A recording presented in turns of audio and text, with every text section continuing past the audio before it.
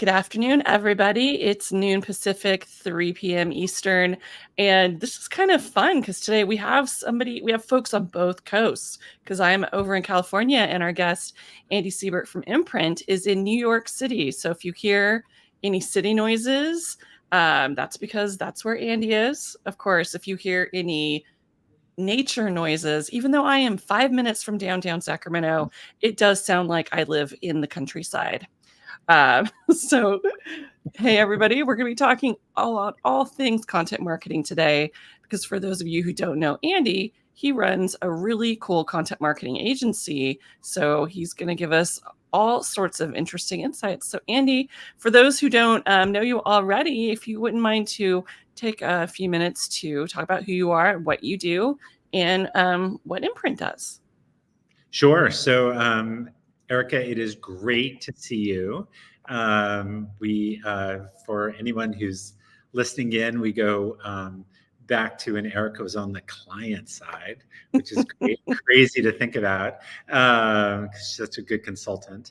Probably it's been almost 11 and a half years that I left a big corporate media publishing life job and started Imprint. And started Imprint with a really simple mission of helping our customers better connect with theirs through actionable and measurable content and marketing programs. And leaving the corporate was great because I could focus 100% on clients. I wasn't writing decks and PowerPoints up and down and across and doing all that sort of busy work stuff. I was just focused on clients and helping solve their problems and move forward and give them fresh thinking. And it has been great. So we do full service content marketing, which sounds like a cliche, but it really is everything from the origins of content strategy to planning to creating the content to amplifying it, meeting the customer where they are. And then we do a lot in measurement. So so it's been great. So have a great team. I love that. And because you're being very modest, also note that Andy's team is an award-winning team, because at Content Marketing World, I have sat in the audience a number of times to see them up for Agency of the Year, and they won as well. So, I mean, this is exactly why when I said I had a pretty amazing guest today, I mean, he's an award-winning guest, all right, from the place that we love most, which is Content Marketing World. So, well, and I have to say, we've been nominated. We're 11 years old. We've been nominated at Content Marketing World 10 times. Oh my gosh. And we've won Agency of the Year, Small Agency of the Year, 3 times. So I think that might be a record. I don't know what we're doing, but for a long time, I just wanted to be the Susan Lucci of, just be nominated. I didn't care if I won, because all the firms are so good that, just being nominated is awesome. So it's like, when we used to get print magazine in the mail and you page through and just look at stuff, that's how I feel about when we have the Content Marketing Awards, because just, you get to see what everyone's doing. You're like, wow, this is so cool.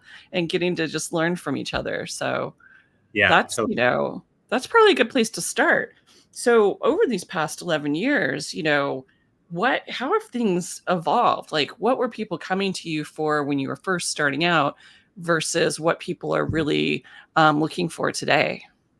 Yeah, so about 11 years ago, and I mark this because it was a huge awakening for me when I started Imprint.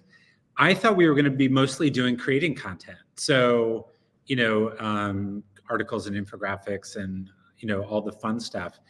And it turned out that most people didn't have a documented content strategy.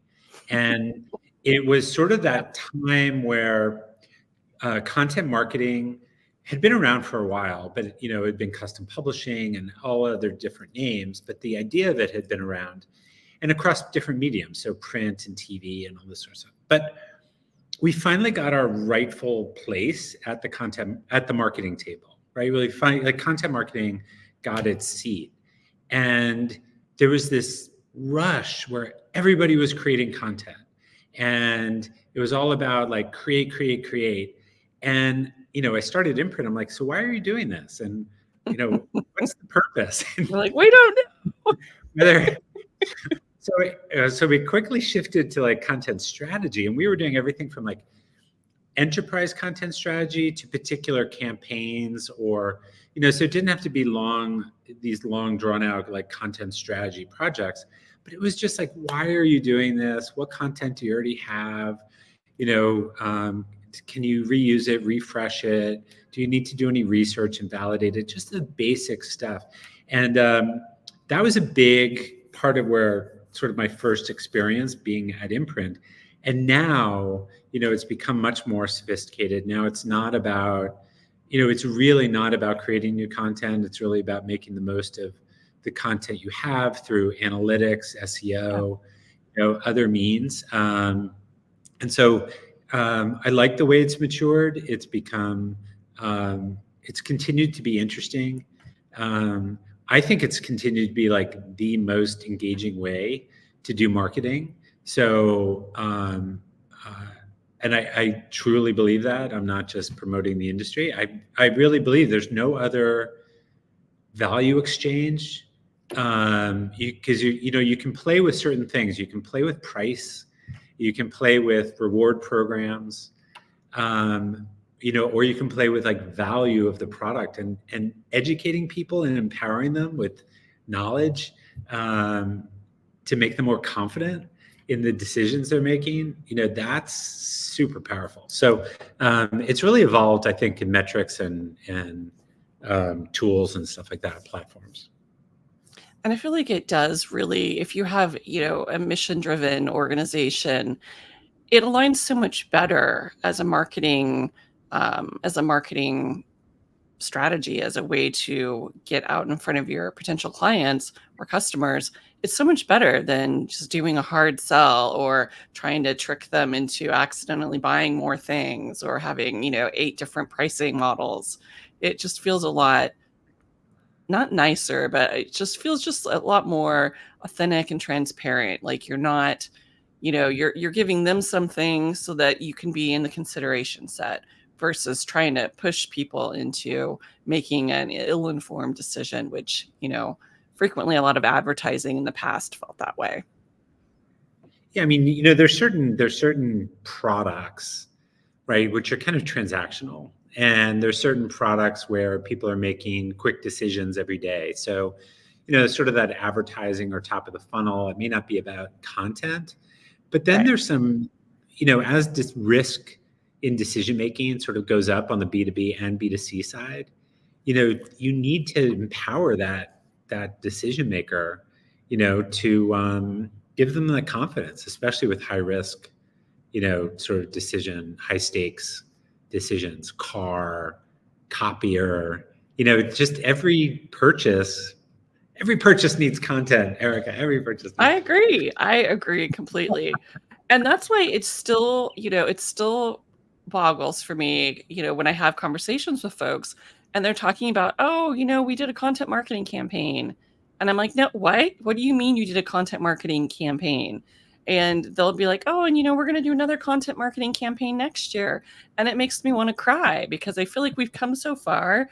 And then there's still people who think, oh, content marketing is something that we're going to do a couple pieces of content and we're doing content marketing. And it's like, no, content can be part of your campaigns. You can have a content strategy for a campaign, but you need a content strategy that's overarching to meet your business goals. It's not just a little quarterly campaign that you're doing. And that's called, it is shocking. What do you do when somebody says that to you, other than pull out your hair?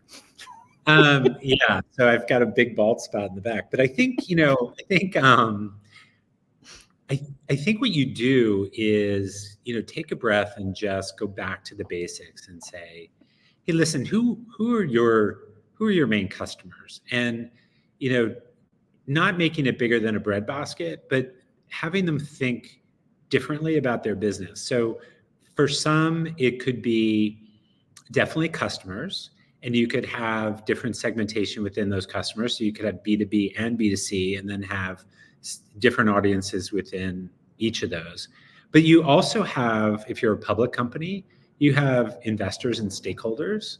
Yep. And then, the The smart clients are thinking about their employees as customers. And a good content strategy reflects the brand, and the brand has pillars, and so content has pillars. And that's where you can get a customer thinking like, oh, we have to be on all the time, not publishing all the time, but we have to be really focused about delivering proof points against our content strategy that reflects our brand strategy and the brand proof points, right? Because the content brings those proof points to life. And so it might just be a campaign to employees or a campaign to customers, but it all rolls up at the end of the day, to this overall messaging strategy. And I think that's where a good marketer, the light bulb goes off and it's like, yes, I get it. I get it. Exactly.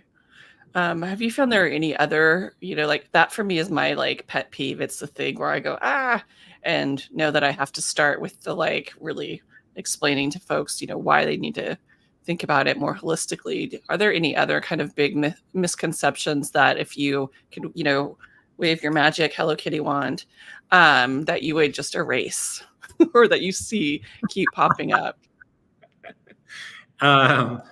There's a lot around, I think, social media that drives me crazy because at a lot of companies, social media is run by a different group other than marketing. And Yep. That kind of I've drives worked me. for those companies. It kind of drives me insane because we're working so hard on let's say a B2C content strategy and executing across that, and yet we don't have social media. And then I'll follow the social media account and I'll be like, oh my goodness, like what's going on with those social posts and the content in those posts? And so that I'd say that it's effective as an overall, but it drives me crazy the way some companies do it. Well, it's such a missed opportunity because if you're treating social as its own completely separate stream and having it, for example, report up into corporate comms and just using it to amplify your media mentions and to post, you know, ad campaigns, then you're missing out on having that kind of meaningful one-on-one conversation and on this huge distribution platform for your own content. And it is fascinating because I have, in my past life worked in organizations where that was the case. But of course, in the really good startups that I worked at, the content and the comms both reported to me. So that way the social, and all of that was integrated. So Exactly. it's always a bummer when that isn't the case. Yeah. Yeah. So the one thing I don't really want to talk about is AI today, because I got to tell you, I am tired of talking about AI overall. Um, so AI notwithstanding, when you think about the future of content marketing, like what is exciting for you? And, I admit some of the things I'm excited about, AI will help with. Like I'm excited about finally, and I've said this before, realizing what, Peppers and Rogers put out there in, I think it was 2000 or 2001 in their book, one-to-one marketing. We can finally have one-to-one marketing where you can do mass individual customization of your content because you can finally have all those segmentation and variables and use them in tools that can say, oh, for this kind of segment, let's swap in this different headline. And finally, it's not that you have to create 700 different emails and assign them individually. It's like the technology has come a long way. So like I'm so excited about that. So I'm just wondering what else similar or different that you're excited about as we kind of look Yes. ahead to what we can be working on.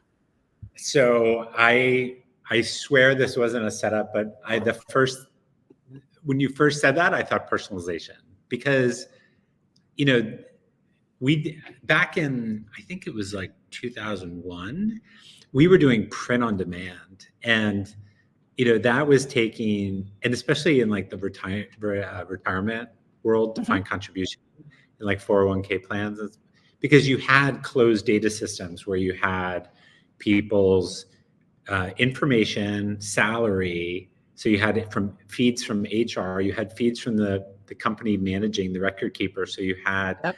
the mutual funds that they were eligible for, the mutual funds they were invested in.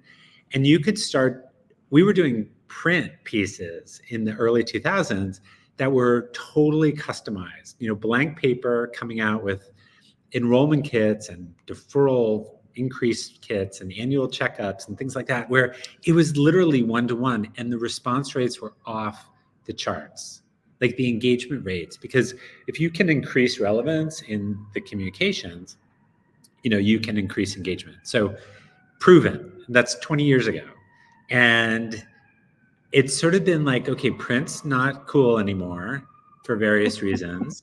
And so it's almost like we left that whole thing behind and then moved into to mass. Now it's like, oh my gosh, thank goodness. It I feel like we could come back. Now people need some discipline around it, right? People need clean data, which a lot of companies don't have clean data. So that's a huge requirement. And I've got a bunch of customers now who are focused on cleaning up their databases. So I'm really psyched about that. The other is just there is a risk in getting it wrong. There is a risk in you just have to make sure everything's tested really well. Because if you get it wrong with personalization, and I just don't mean like personalization doesn't mean telling you what I know about you. It means serving you up things because I know about you. So Yep. delivering you experiences because of the information I have. So, but that can go terribly wrong if, like, it could just wreck a relationship, right? Oh, Andy, yeah. I mean, lately I've been getting ads and emails that range from things that are marketing things for senior citizens to me, and Really things great that for are your age. marketing. I look great for being a senior citizen, right?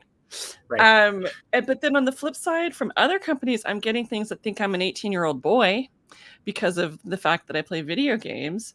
And I'm like, I look at my inbox and I'm like, how on earth am I, as one person, getting so vastly different, poorly personalized content?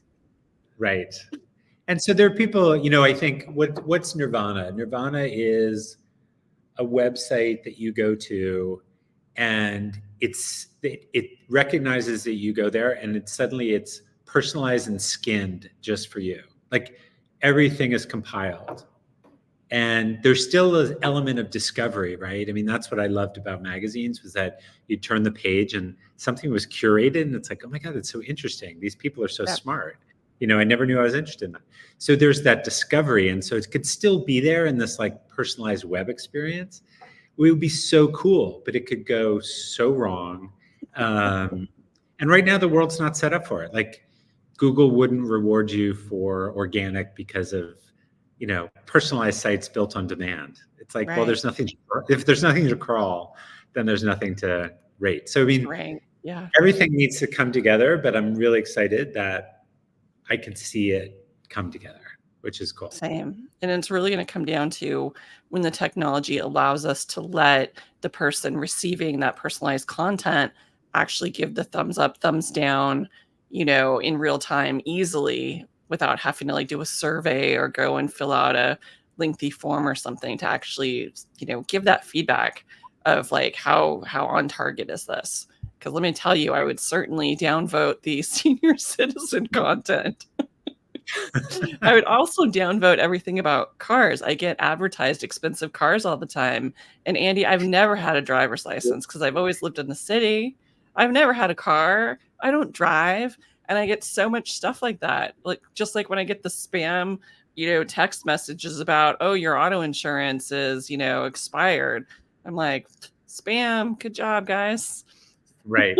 I mean, the whole idea is we used to get direct mail like that, right, all the time. And so Yep. the cost, that's just an acquisition cost. So that's one thing. But really, like building customer relationships and building loyalty, through really knowing your customers on a one-to-one basis, that's exciting. That's really exciting. Totally. Um, And so as a we'll content see. creator, Hopefully, especially, since we're senior citizens, hopefully in our lifetime we'll see it. Hopefully in our lifetime. I hope so. But So, the other thing I got excited about, I was just in a conference last week, and it was over in London, so I sound very fancy, but it was a content marketing conference over there.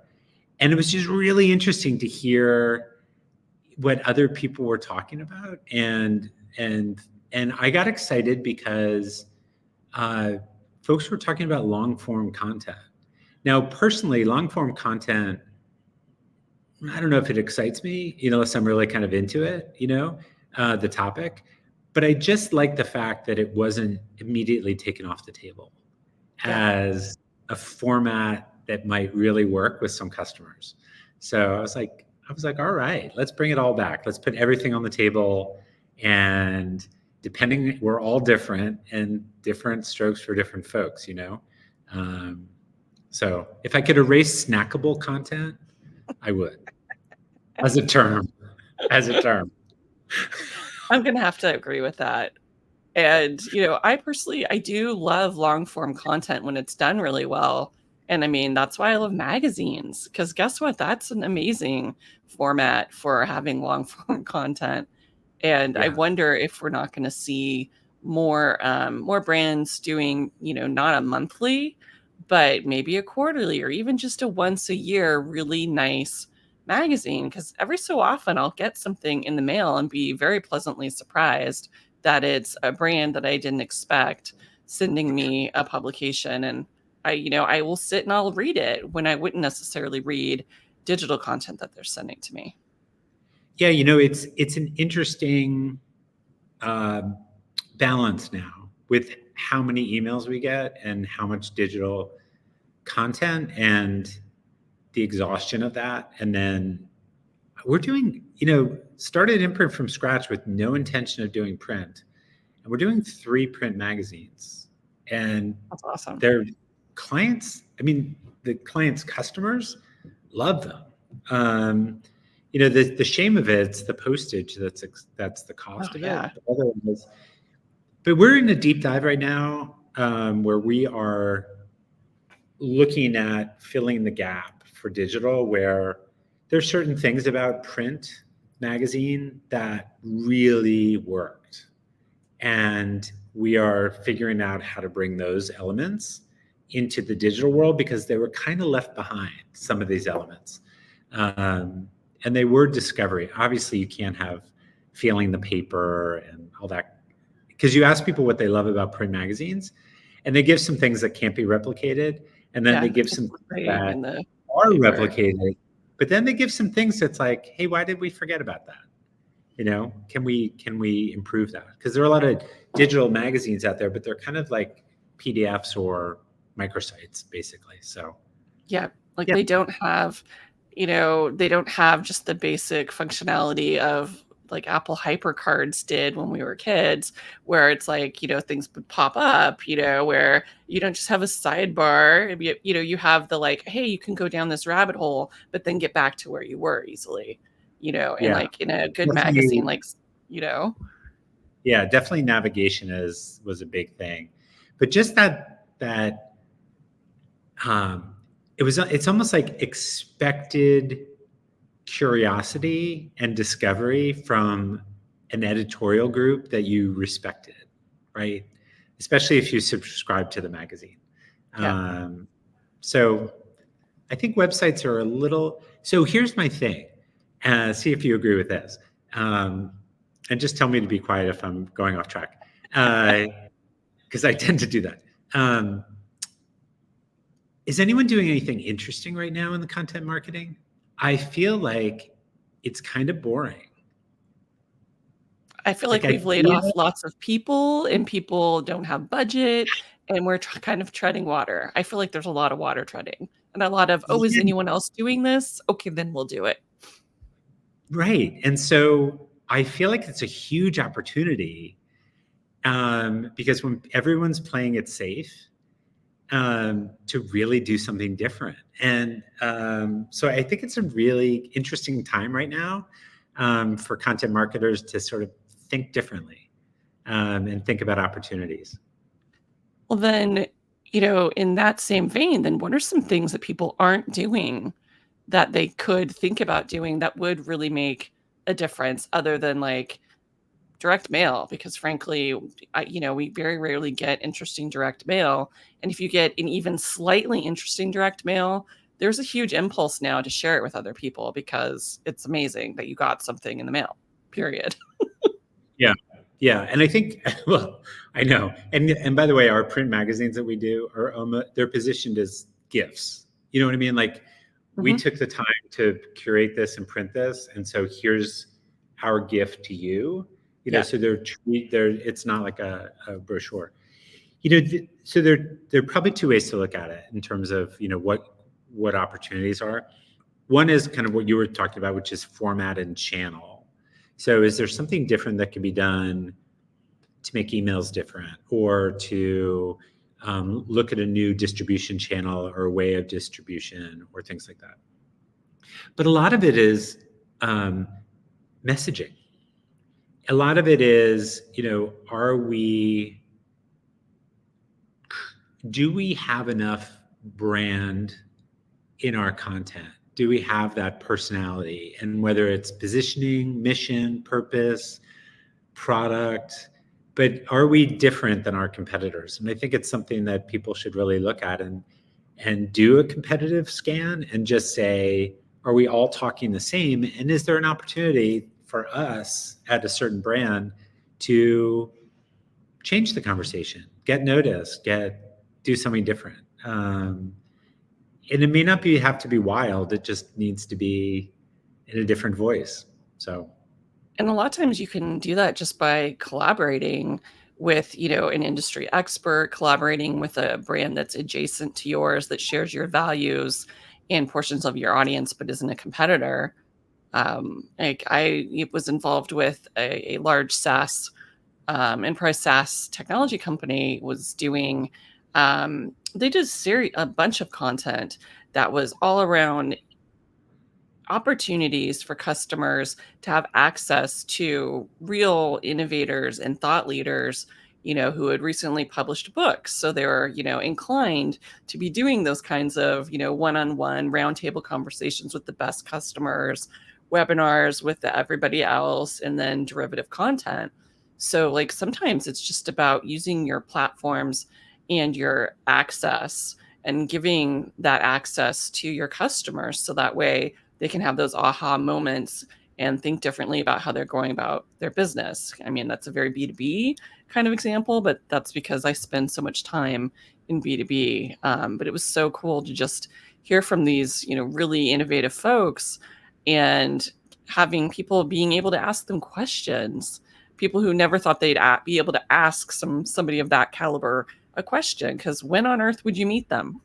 But then all of a sudden you have this opportunity through your trusted partner. So I think yeah, there's a lot of interesting stuff like that.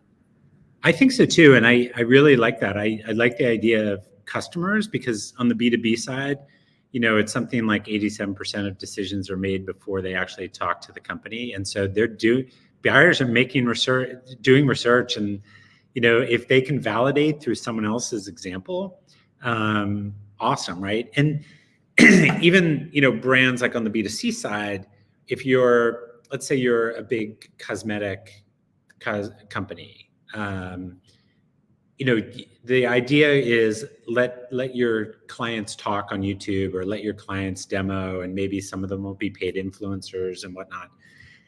But why not corral them together, into a space where they literally can be transparent and can be authentic, but at least you can sort of own somewhat the conversation. I think of it as a dinner party, Yeah. and you're the host of the dinner party. And what makes a good dinner party?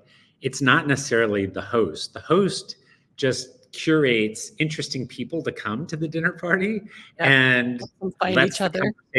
lets the conversation happen. And if you've learned something and you've laughed and you found something interesting and found a new friend. And, you thank the host and you're loyal to the host, but it's not all about the host. So I think if more brands thought about that and not having to control all the messaging, that might be a good thing.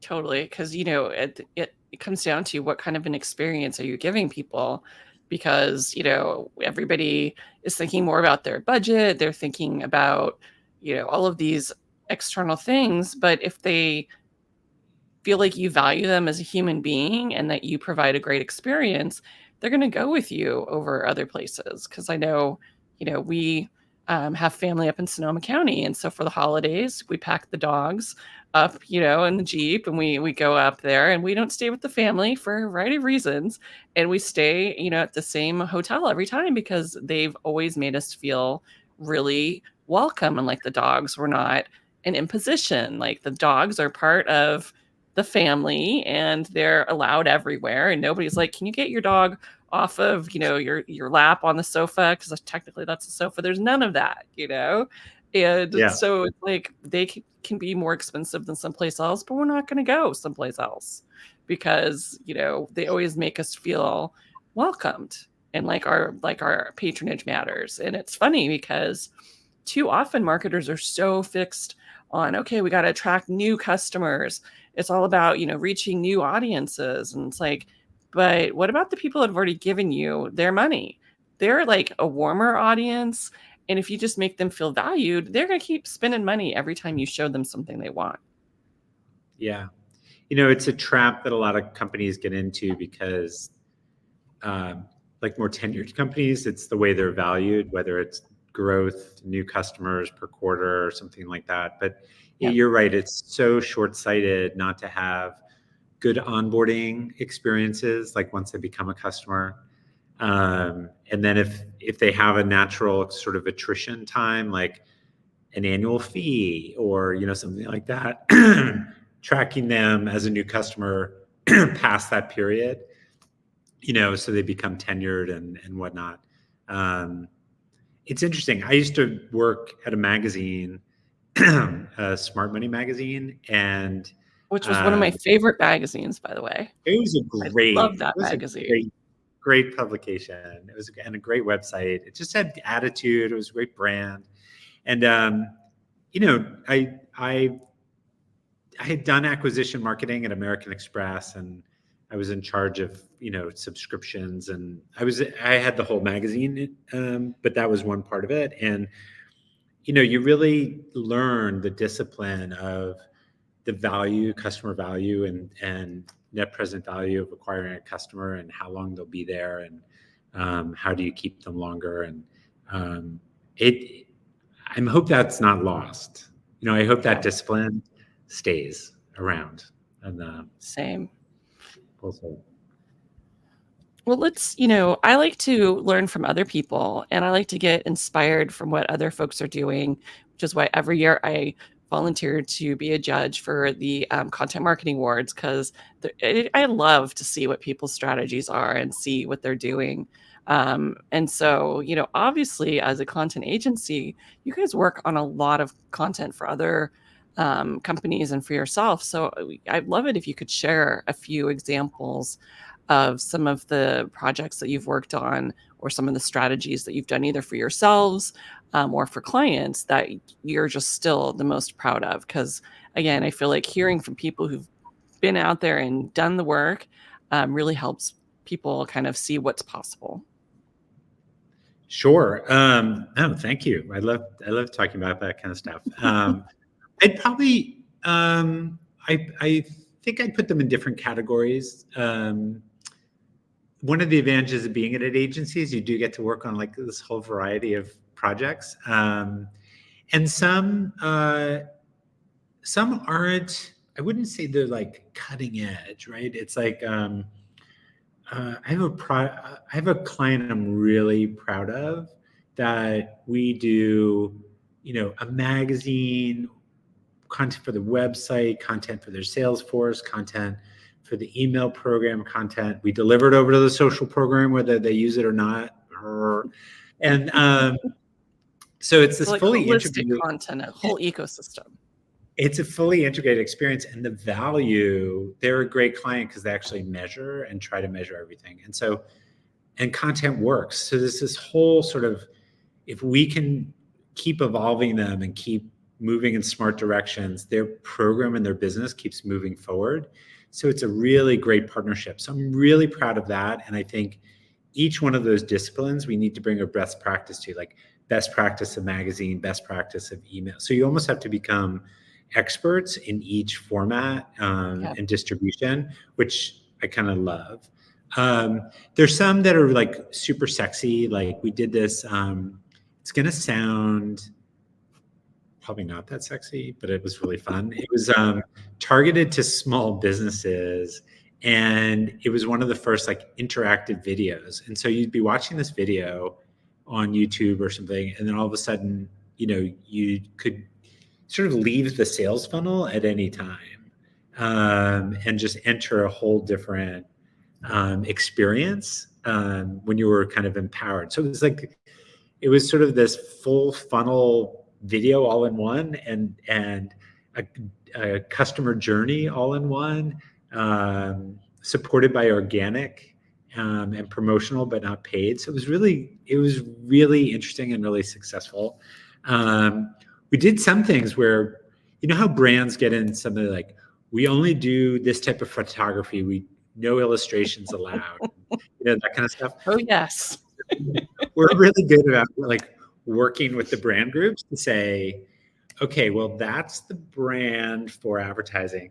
What about editorial interpretation of the brand? And how do we get clients engaged with content experiences with the brand so that they can quickly know what's content and what's an ad, or what's content and what's a product? Yeah. And so remember back when BuzzFeed, I don't even know if they're still around, but remember they'd come up with like the BuzzFeed quizzes of like, Yep. I even published one on BuzzFeed back in the day. it's like, which Downton Abbey character are you? And you'd answer 3 questions and you're Edith, or something like that. Yep. And so we had a client and we did a retirement, piece for their magazine and their website on different generations and how they are saving for retirement, but also how they should be saving for retirement. And so we took a piece that was in print, it was online, it was a long form piece. And we're like, hey, let's make a BuzzFeed type quiz out of this, because that's where everyone's kind of used to using. And we got to use little blue people instead of photography. And we talked through brand about it. And it became this really funky, like, are you a millennial who saves like a boomer? Are you a boomer that saves like a millennial? And then you'd get tips based on how you were saving and who you were. And it was all based on content that already existed and was already approved. And so it was just a super fun way of creating content and looking at content you already have and looked at it like a million times and be like, what can I do with this? Like, how can this be different? So those are some things that I think are really fun and been proud of. And then one last one would be for Imprint. So on LinkedIn, we actually have a series called Small Business Stories, where our part of our mission is to help, and sort of our purpose statement is to help stand up and support other small businesses, particularly those from underserved communities and diverse communities. And so we tell their stories. And so we're using video and social and articles and long form and snackable.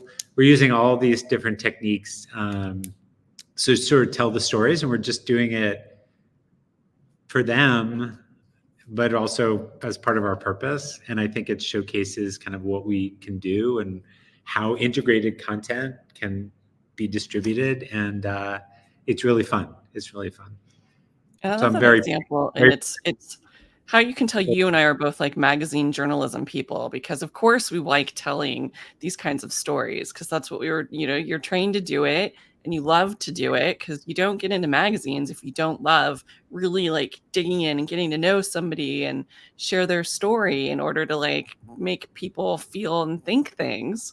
Yeah. And so often, content has that possibility. It has the ability to do that, but too often the brand gets in their own way and they want to talk, using the brand messaging. And it's like sometimes you need to let someone else speak, and their speaking will reinforce your brand value so much better and so much more authentically than you can. So I love that that is one of the approaches you took, because it's so editorial. I just love it. So back in the day, the way that we used to have to do so many things in content used to be so manual. And, you and I both worked in with financial services companies where everything was, a bespoke handmade system, or best case scenario, it was an off the shelf system that was relentlessly and ruthlessly customized to meet their needs and then never updated again.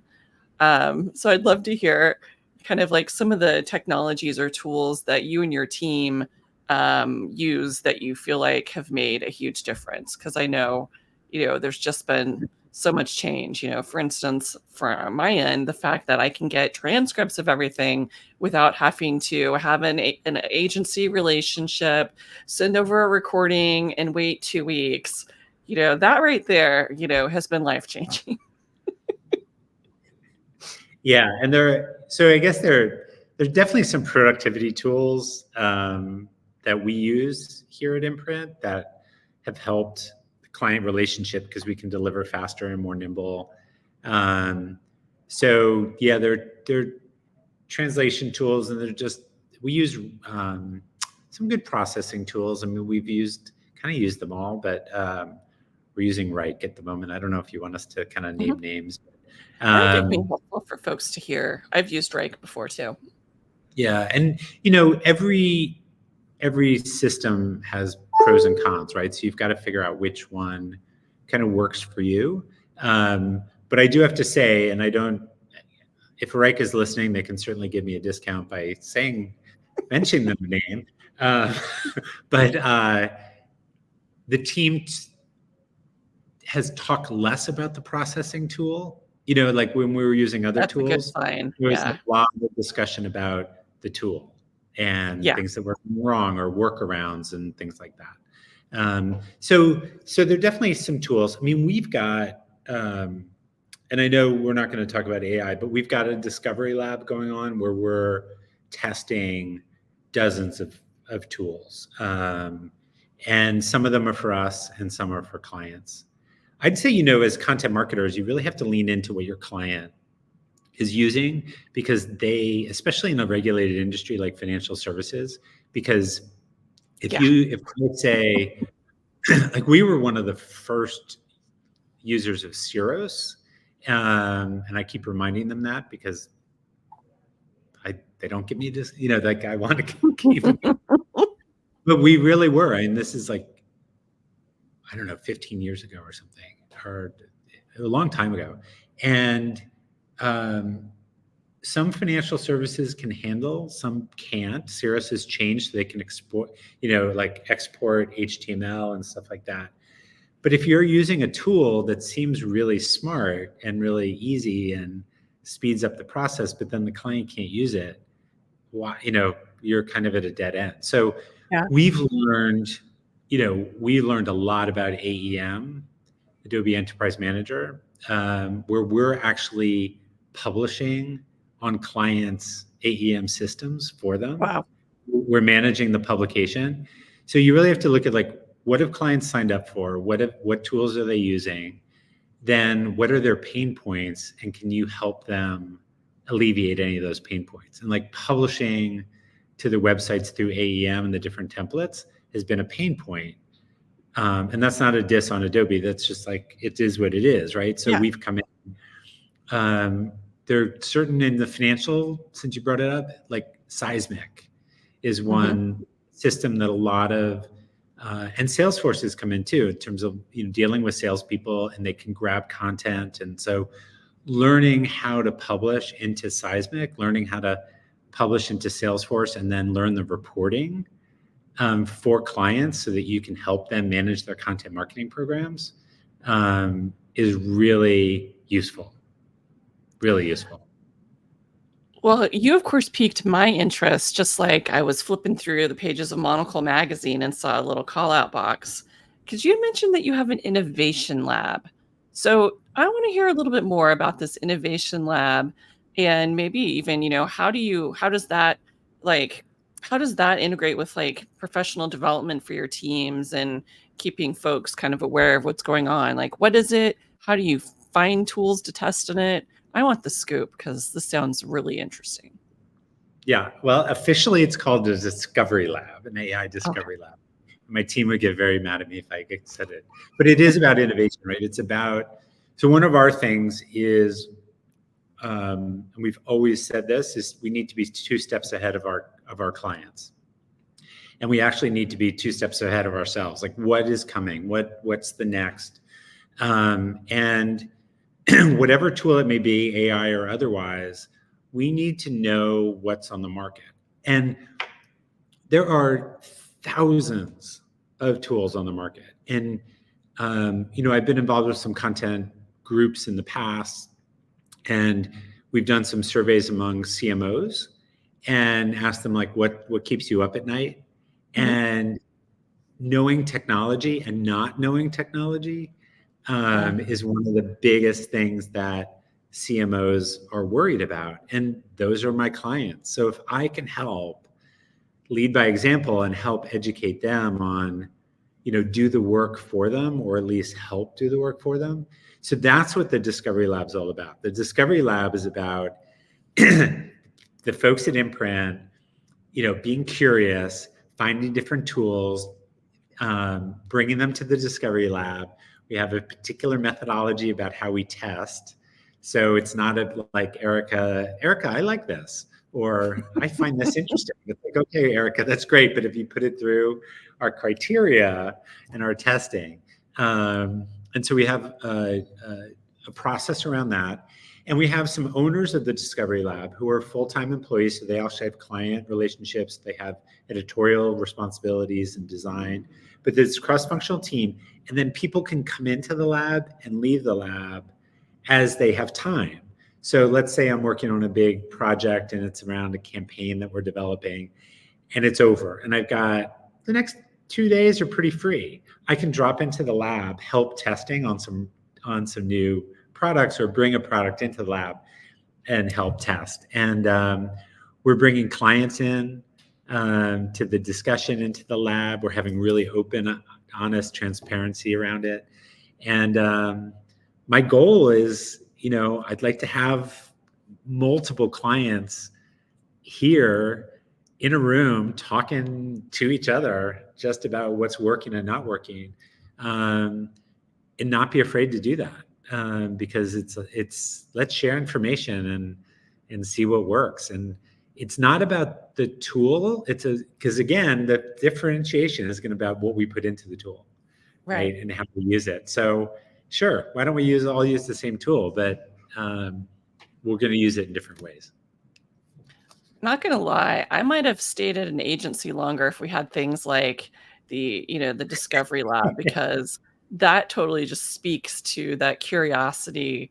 And when people are always surprised that I worked at Schwab for a decade because it's financial services, and people like that seems kind of dry and boring.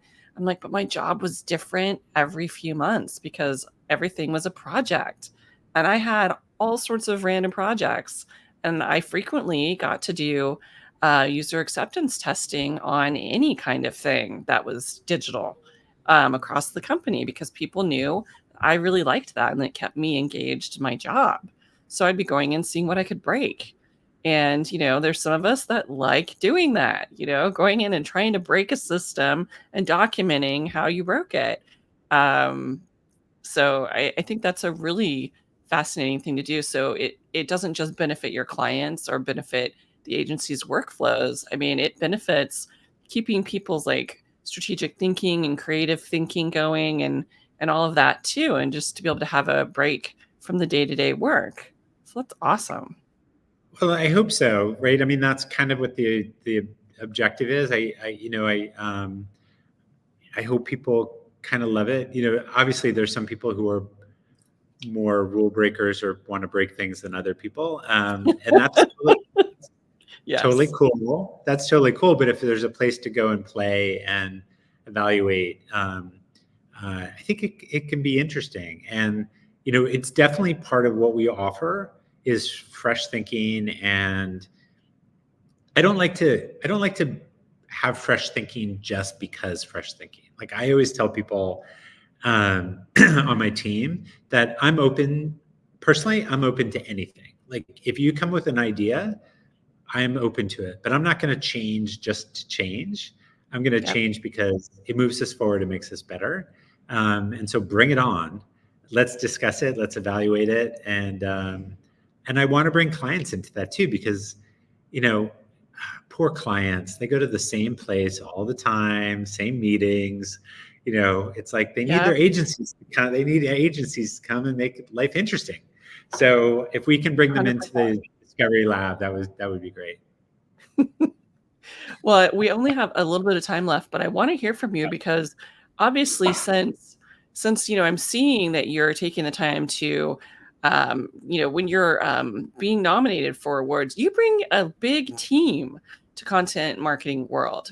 So clearly professional development and giving people those opportunities to find out what people are doing and to keep having fresh thinking about content marketing is important to you. And I just want to give you the opportunity to talk a little bit about that because I think we've all certainly been in organizations where you had a $200 a year professional development budget, so you basically could pick which boring webinar but by the AMA that you wanted to attend that year.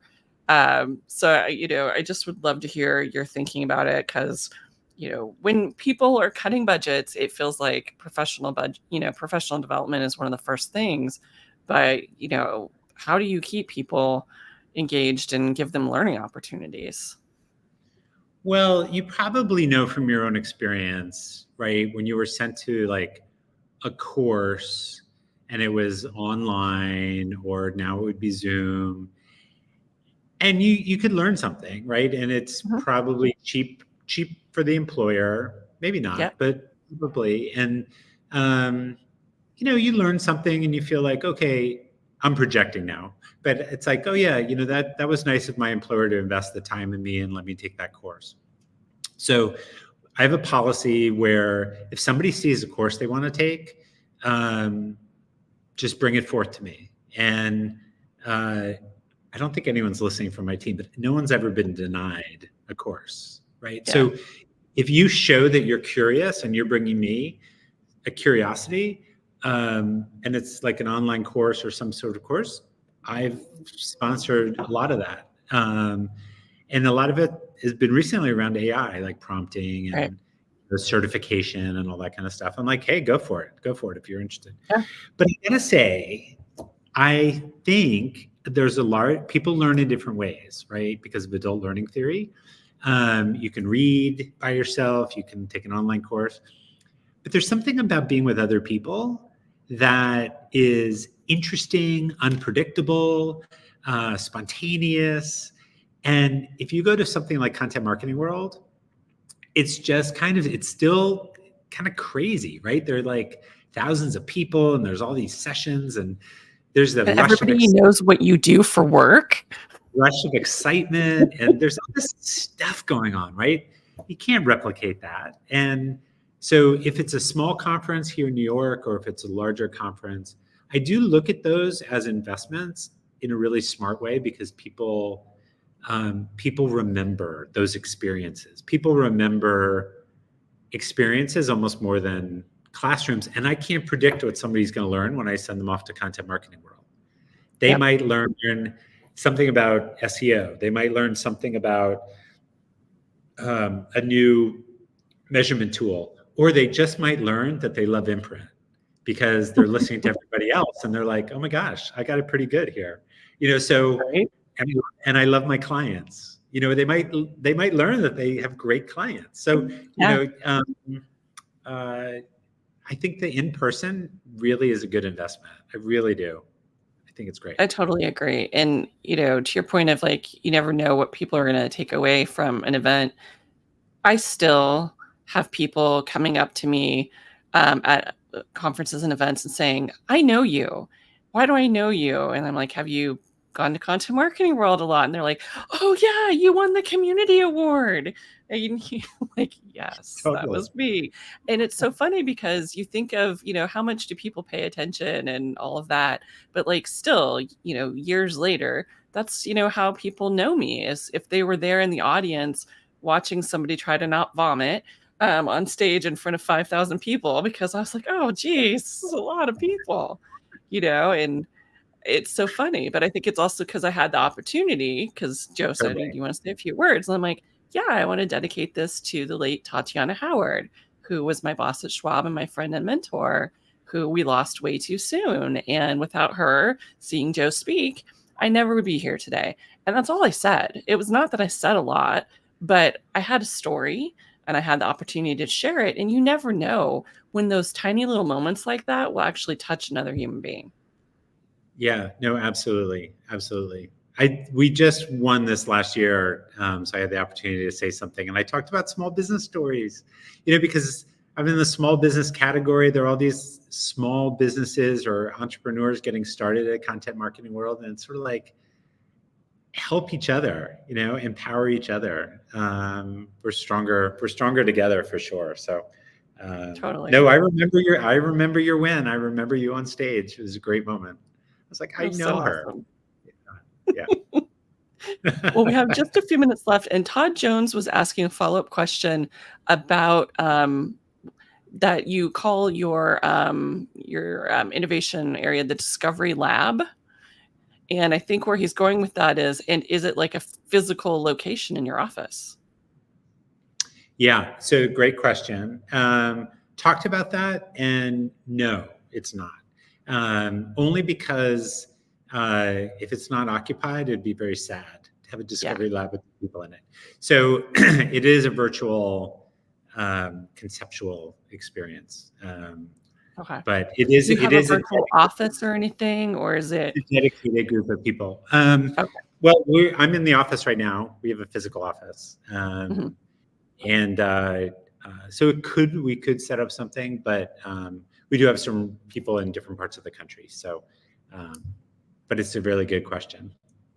Very cool.